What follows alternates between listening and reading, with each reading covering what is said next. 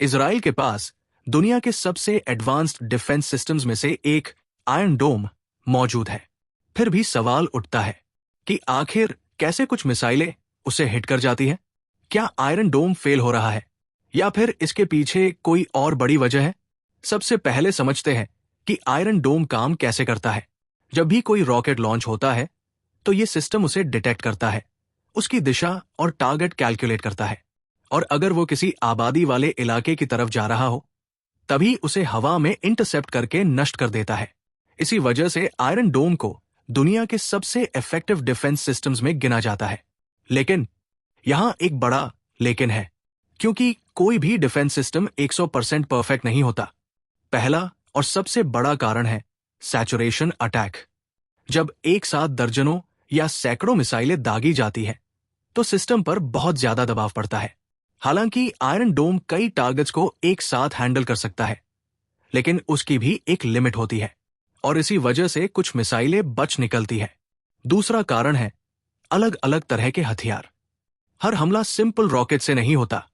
कुछ मिसाइल्स बहुत तेज बैलिस्टिक होती है जो ऊंचाई से आती है, कुछ क्रूज मिसाइल्स होती है जो जमीन के करीब उड़ती है और रडार से बचने की कोशिश करती है, और अब ड्रोन्स भी बड़ी संख्या में इस्तेमाल हो रहे हैं। इसलिए जब थ्रेट्स इतने डाइवर्स और कॉम्प्लेक्स हो जाते हैं तो हर एक को रोकना मुश्किल हो जाता है। तीसरा कारण है स्पीड और ट्रेजेक्ट्री।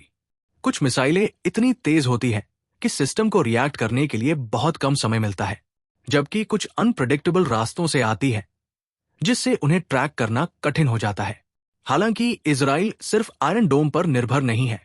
उसके पास मल्टीलेयर डिफेंस सिस्टम है जहां अलग अलग सिस्टम्स अलग अलग रेंज के थ्रेट्स को हैंडल करते हैं।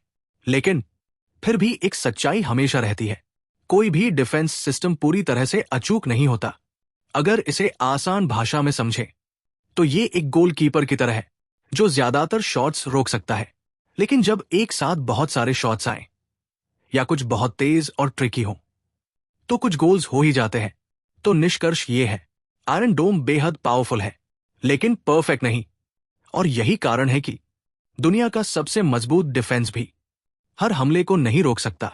इजराइल सिर्फ आयरन डोम पर निर्भर नहीं करता, उसके पास एक पूरा मल्टी लेयर्ड डिफेंस सिस्टम है जहां आयरन डोम शॉर्ट रेंज रॉकेट्स को रोकता है, वही David's sling medium range missiles को इंटरसेप्ट करता है, और लॉन्ग रेंज बैलिस्टिक थ्रेट्स के लिए एरो मिसाइल सिस्टम तैनात है।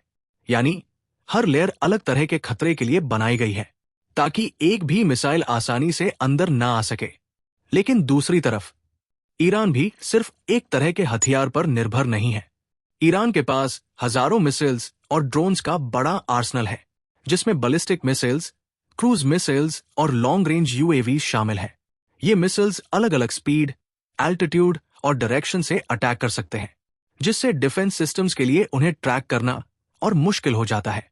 साथ ही ईरान अक्सर डायरेक्ट अटैक के बजाय प्रॉक्सी ग्रुप्स का भी इस्तेमाल करता है, जैसे कि अलग अलग क्षेत्रों से रॉकेट्स लॉन्च करना, जिससे प्रेशर सिर्फ एक जगह नहीं बल्कि कई फ्रंट्स पर बनता है।